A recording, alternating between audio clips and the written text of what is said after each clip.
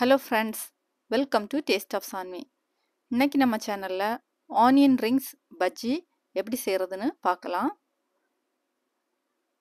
முதல்ல ஒரு பாத்திரம் எடுத்துக்கோங்க. அதில் 2 கப்பு கடலை மாவு எடுத்துக்கோங்க. 1 டீஸ்பூன் சீரகத்தூள் எடுத்துக்கோங்க. 2 டீஸ்பூன் மிளகாய்த்தூள் சேர்த்துக்கோங்க. 1 டீஸ்பூன் இஞ்சி பூண்டு விழுது சேர்த்துக்கோங்க. அப்புறமா கொஞ்சம் உப்பு சேர்த்துட்டு கொஞ்சம் காயத்தூளும் சேர்த்துக்கோங்க. அப்புறமா இது எல்லாத்தையுமே மிக்ஸ் பண்ணிவிட்டு அதுக்கப்புறமா நம்ம தண்ணி சேர்த்து மாவை கலக்கி எடுக்கலாம்.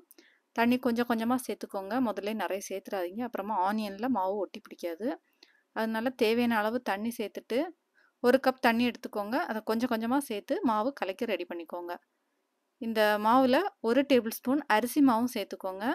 அரிசி மாவு சேர்த்தா பஜ்ஜி நல்லா டேஸ்ட்டாக இருக்கும். அடுத்ததாக இப்போ மாவு நம்ம ரெடி பண்ணியாச்சு. நான் இன்றைக்கி 1 வெங்காயம் எடுத்துருக்கிறேன். அந்த வெங்காயத்தை நடுவில் கட் பண்ணிவிட்டு வட்ட வட்டமாக கட் பண்ணி எடுத்துக்கோங்க. இந்த மாதிரி வட்ட வட்டமாக கட் பண்ணி எடுத்துக்கோங்க.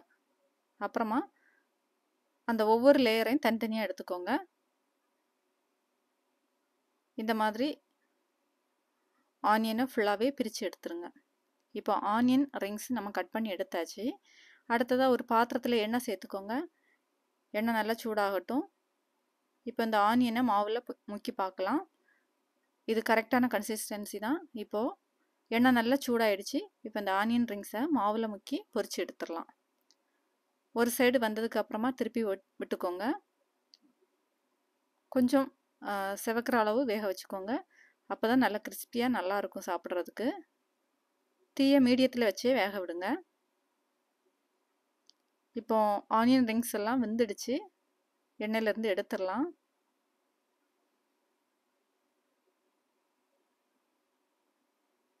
இது செய்கிறது ரொம்ப சுலபம். நிறைய நேரம் ஆகாது. சீக்கிரமாகவே இந்த ஆனியன் ரிங்ஸ் பஜ்ஜியை நம்ம செய்திடலாம். பொருட்களும் அதிகமாக தேவைப்படாது.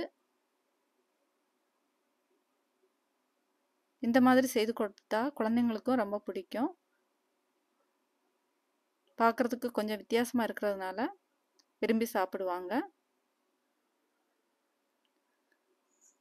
ஒரு தடவை கூட போட்டு காமிக்கிறேன்.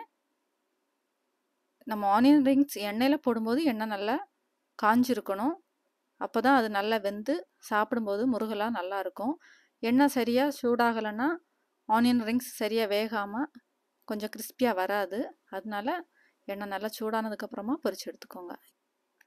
இப்போது அருமையான ஆனியன் ரிங்ஸ் பஜ்ஜி தயாராகிடுச்சு.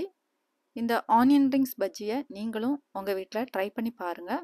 பார்த்துட்டு எப்படி இருந்ததுன்னு சொல்லுங்கள். பிடிச்சிருந்தா சேனலை சப்ஸ்கிரைப் பண்ணி சப்போர்ட் பண்ணுங்கள். லைக் பண்ணி ஷேர் பண்ணுங்கள். கமெண்ட் பண்ணுங்கள். நன்றி. வாழ்க வளத்துடன்.